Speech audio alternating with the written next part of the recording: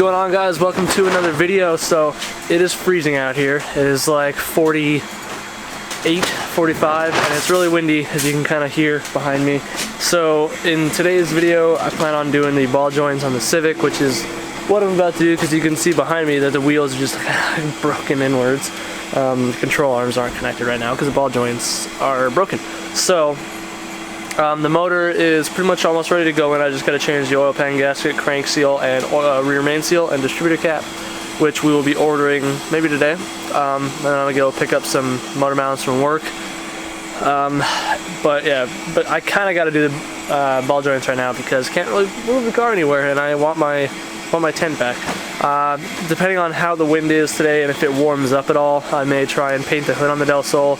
It's not so much the temperature that I'm worried about, because I can always just set the hood in the sun, because in the sun it's decently warm. It's just this dang wind.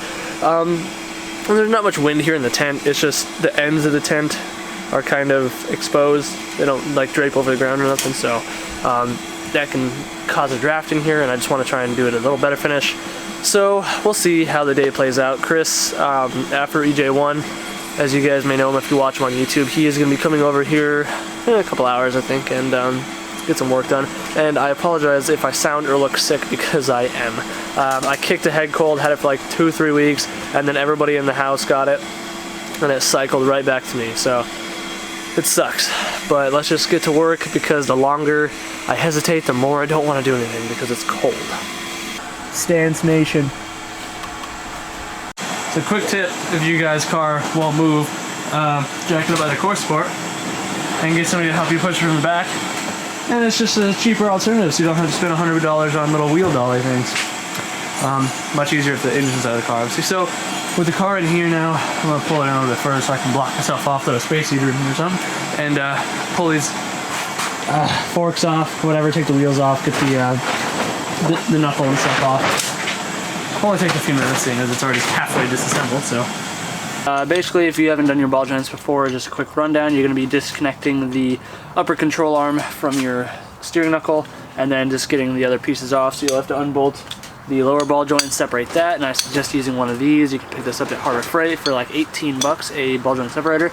And then you're going to have to take the brake caliper off, and then you can either disconnect the upper control arm, or you can take it off with it, because, I mean, whatever is easier for you, honestly.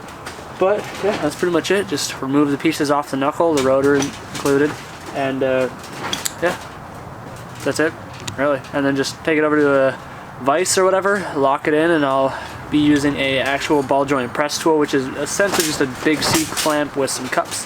And so yeah, pretty much a couple impact drivers, some sockets, and separator. And if you don't have a ball joint press, a big hammer and some snap ring pliers, but it'll be pretty easy. We'll start off with the lower ball joint. For me, it is a 17 mil.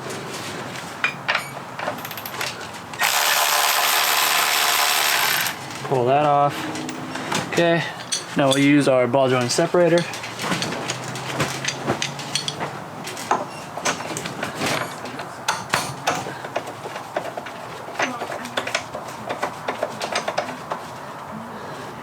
Alright, so that's in place. Now before I go and separate that, I'm going to just take the caliper off and hang that out of the way. I'll just zip tie it up here on the strut. I think I'm probably just going to end up separating the ball joint up here, so I'll do that next. But yeah, caliper off.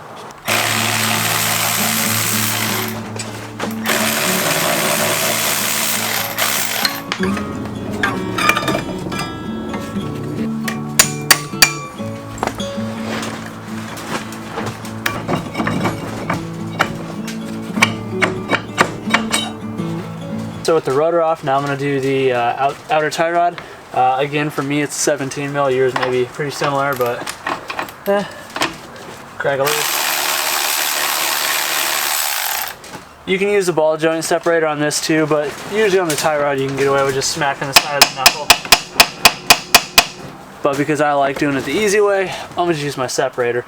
But yeah, once this tie rod's off, I got the caliper out of the way, so then I will just undo this upper ball joint nut, separate that, and then the knuckle is good to come off. So those 3 ball joints is really all that holds it in place, and then we can go into the shop where it's not so windy and not so cold, and we can get this ball joint pressed down and get the new one pressed in.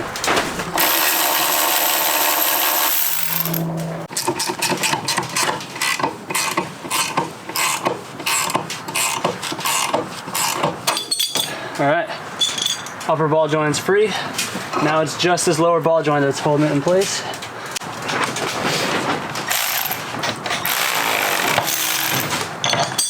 There we go. Easy as that. So now we got this off. Ooh. And we can go get this ball joint out.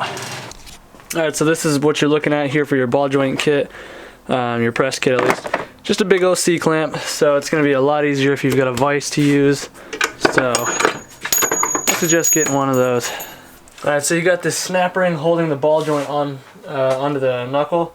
So it's kind of a pain in the butt, but just work at it and you can get it off.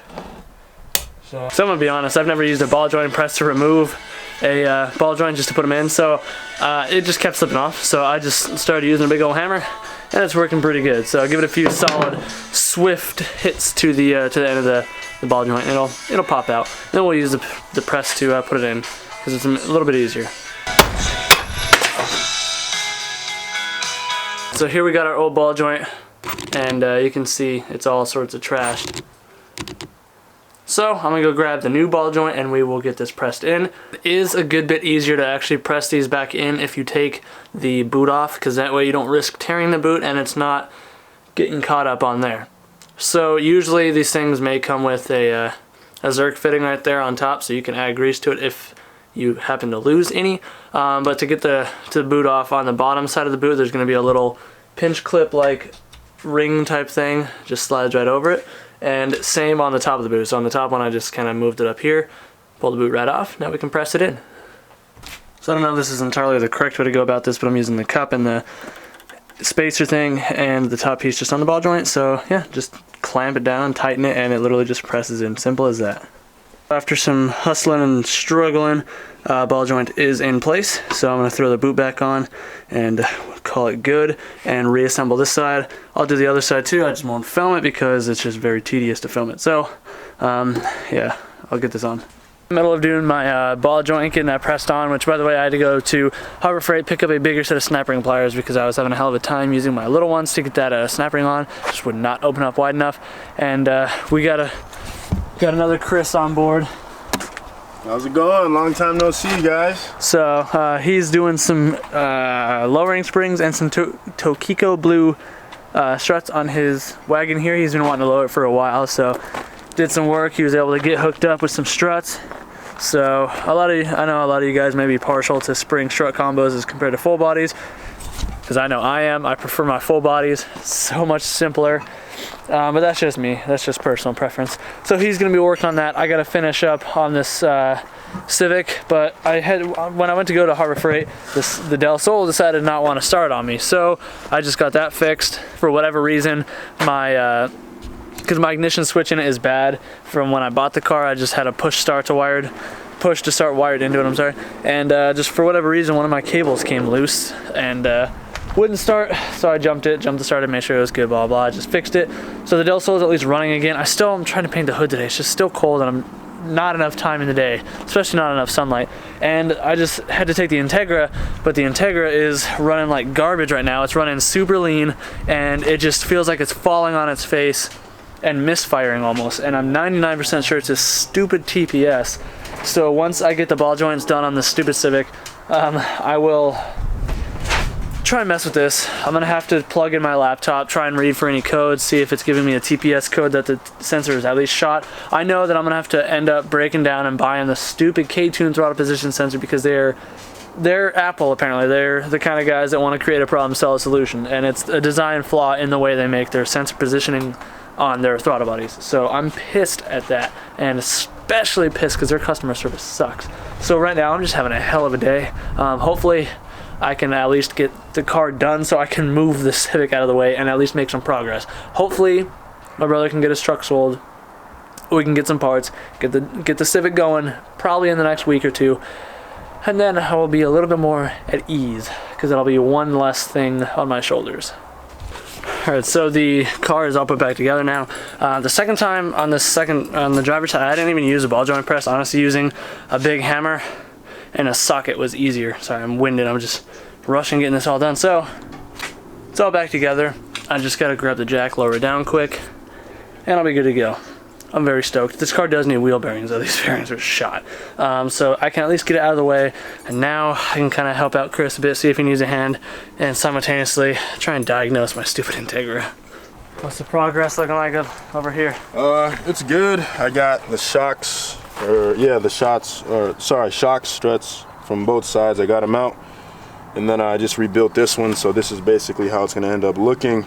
So that's 1 out of 4 rebuilt. But really, I mean, the hard part was just getting them out, and that wasn't even really that hard. Just took some elbow grease, but no, it's coming along. I'm excited to see how it rides afterwards. So. Yeah, I've heard really good things about the Tokikos, the Tokiko blues and Illumini whites. Dang, that's cool, man. So, yeah, so hopefully I can add to the good reviews of it for sure. And I think the Wagon will be sitting nice afterwards too. So yeah, it'll be nice to see it not monster. Exactly, it's like a monster truck. Yeah, it floats like Noah's Ark, man. Yeah, for real. So cool. Well, we can get your exhaust done up here pretty soon. While you're messing with that, I can probably get it all measured up and whatnot. Sounds good, man. Pull out the welder. All right, so because, like I said, I've been having this TPS issue again. I thought I fixed it last night, so I'm gonna fire up K-Tuner right now and see if I can't get it to help me, show me any codes if I'm throwing any. If my TPS is going bad, then K-Tuner or the ECU should be showing a code for that, which I don't think it is, but I have no idea. I'm really just thinking the only way to solve this issue is getting a K-Tuner one, or sorry, a K-tuned TPS.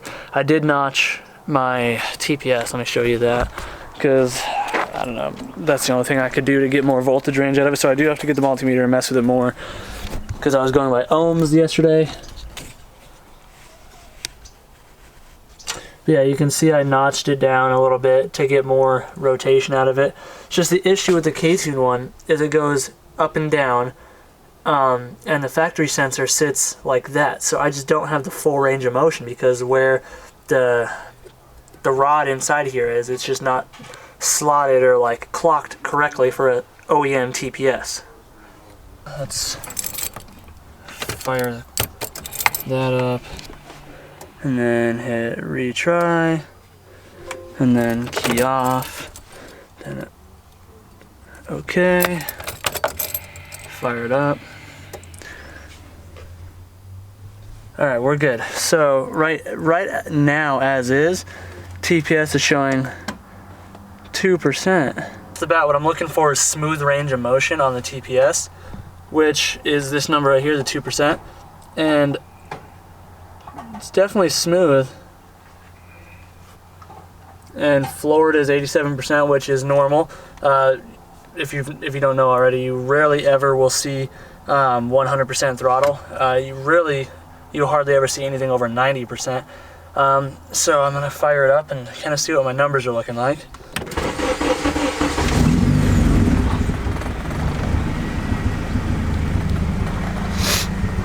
All right, so the car's still just slightly warm because I drove it about 45 minutes to an hour ago. So we're sitting right around 850, 900 RPM, which is pretty much normal. Everything's looking good. My wideband, my factory O2 sensor doesn't work, so that's why I'm going off my AEM one. But yeah, now you can see it's running like super lean. And it's idling rough too. Yeah, it's barely idling at 650 to 700 right now, so yeah, this sucks. I don't know what's going on. Coming into day 2 now, I'm going to be painting the Del Sol's hood here in a little bit. I just got it set up and prepped. It's all like isopropyl alcohol and whatnot. I'm just making some lunch really quick. Chris is on his way over so we can do the front struts on his car. We got the rears done, or he got the rears done. I didn't really do much more than watch, but yeah, so we'll be doing that, and I think that's pretty much all I got because the DA is just down. Probably going to order a Hall effect TPS sensor because based off of what I've read and researched and whatnot, and the design between that one and the normal contact point one, the Hall effect is the best, lasts longer and whatnot. So if I have to buy another piece of K-tuned quality, I'm gonna just go for the Hall effect one and hope that works. And if that fixes my issues, I'll be so relieved, but I won't expect it to last long because it is K-tuned. So I don't know, we'll have to figure this out. Maybe even end up doing like a Mustang throttle body adapter plate and a Mustang throttle body or something later on to fix all this, because I know that's compatible as well. But I don't know. Let's just get into spraying it. Alright, so here we got the hood, kind of little ghetto rig going on. But it's the easiest way to not have the rest of the tarp looking like the floor right here that I still gotta try and figure out. Get rid of all that paint. But yeah, so the Del Sol looking pretty good, a little dirty, a little dusty right now. And just gonna, brother's gonna give it a good little wipe down and whatnot, and probably gonna cut back and buff this out so that way it doesn't look all orange peely from the clear coat anymore. So that'll be sick. I'm excited to see the depth of it when that's done. And as for the Civic now that the ball joints and everything is good, it does need wheel bearings. And so, yeah, just kind of gather everything at once and do it all at once in one weekend. So hopefully in the next couple of weeks we can just rip this thing, well, it's already ripped apart, so we can get this thing ripped back together and on the road, which I'm excited for, just to see it done, because from where it was when I got it, a broken piece of turd, to where it is now, new parts, it'll be a fresh motor, it'll be nice.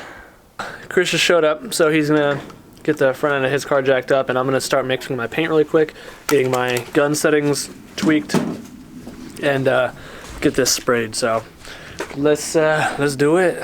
Got basically 2.5 coats on here. Let me show you quick. There is moisture in the line today for whatever reason. I don't know if it's just the ambient temperature outside acting up with the compressor, but I'm gonna have to do some wet sanding, and I don't know. It's not turning out bad though. Check it out. So it's I don't know how well you can see it on the camera, but there's a little bit of bubbles here and there, like 5 or 6 there and a couple down here. But all in all, it's looking good so far. So it's a little light up there, but yeah, 2.5-ish coats. So I'm gonna probably do 1 or 2 more good heavy runs, because it is the hood and it does take a lot of abuse from road debris. So yeah, give it 2 more coats. Made sure to I'm actually not getting too much overspray. I even tweaked with the gun settings a little bit more, and I'm using even less material than before, but I'm still getting the coverage that I need. So I'm all around stoked on that. Alright, so I just did like a 4th coat on the hood, because I have a lot more paint than I thought I would need. I don't even know where I put it. But I've got a lot more paint than I thought I would need, because I just changed up the settings so I'm not wasting as much paint, lowered the air pressure. So yeah, the hood's got like 4 coats on it, so that's kind of probably overkill, but I know it won't be chipping anytime soon. So my brother had the good idea of spraying my extra B20 valve cover that I had. Not that I can put it on the B16 head or whatever, I don't think so, because I think the bolts are different, but if I can use it, sick. If not, I can sell it. I don't mean to be in your shot. No, you're not. You're not. What you got going on?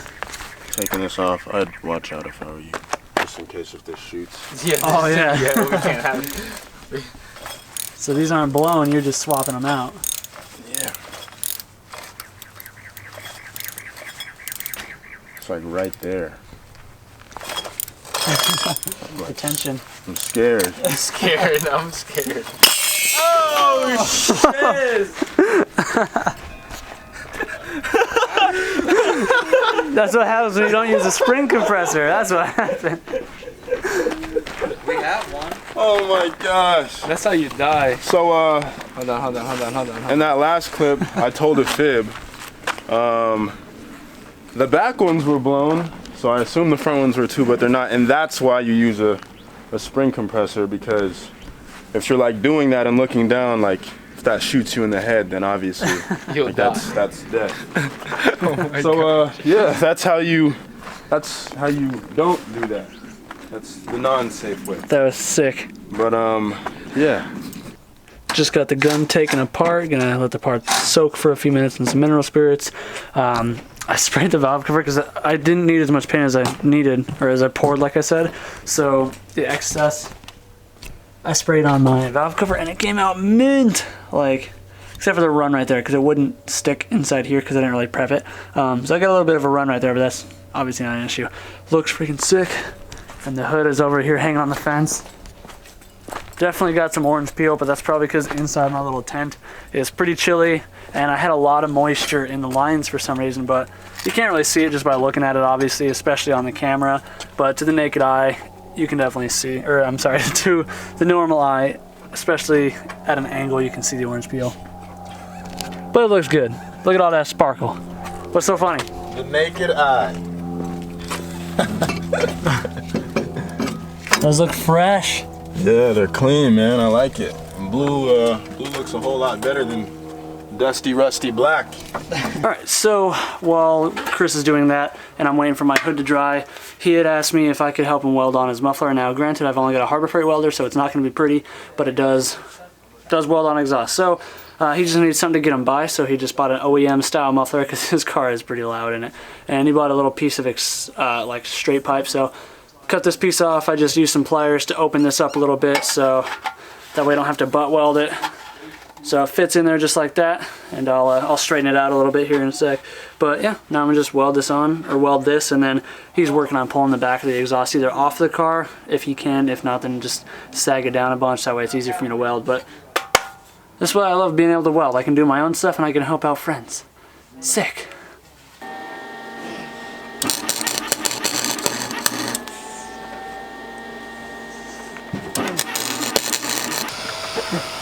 So dark under here. Oh boy! Holy shit! I need a. Come on.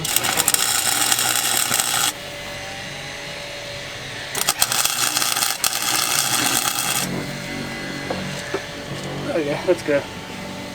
Alright, so Chris is just getting his wheel back on. I just finished up with his exhaust. Yeah, it's supposed to be right here, but I don't know what happened with his factory section, like how it is on the Accord. So his pipe was coming off straight back on the left here. So I just improvised, and you know what? This is going to be temporary anyway, so it'll hold. Bird poop in place, so it's all good to go.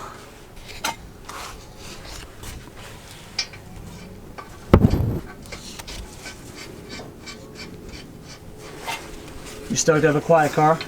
Yeah, this thing was waking up the whole neighborhood, man. I heard you pull in this morning, so Ridiculous. hopefully this one should be a lot quieter. Yeah, that's cool. Just temporary. Hopefully I can get, you know, maybe a higher flowing exhaust in the future. Especially when I do that H swap. What is on my nose? Oh, is that just shadow or is that dirt? Oh, no, just shadow. We're good. Alright, well, I'm going to end this video off here, guys. Nope, that is definitely dirt. Wow.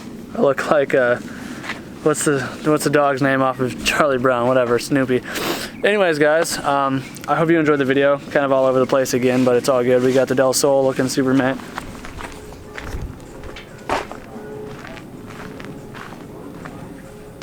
So, got the hood over here. Just about to put that on. I can see the orange peel from here, so that'll be fun to cut out. But if you enjoyed the video, be sure to like, comment, subscribe. Stick around for more if you're new to the channel. I don't know what's coming up next. We got the truck sold, so parts for the Civic are coming in probably in the next week. So car probably won't be on the road till not this coming weekend, but the weekend after, because we have to order some parts online. So you know how that goes. Could be 3 days, could be 6 day shipping. But yeah, so. Wow, I don't even know. I want to say the next video could be the Civic stuff, maybe doing some gaskets and stuff on it. But hopefully we'll figure something out. And as for the DA, I ordered the K-tuned Hall Effect TPS sensor, so we'll see if that fixes it, but not holding my breath. Anyways, guys, do what you love, forget about the rest, and I'll see you in the next video. Peace out. Alright, last thing before I end out this video, actually, I just wanted to show you guys what the car looks like with the hood and everything done. It's just finally coming together. Still need that side marker, I know. And buff the headlights, I know, but it's coming together. Headlights are getting buffed in the morning, guys. Chill.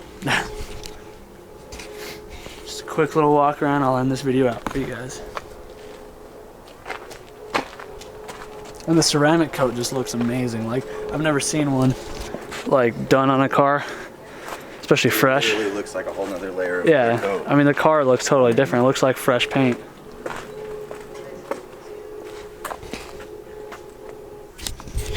Now I'll see you guys later. Peace out.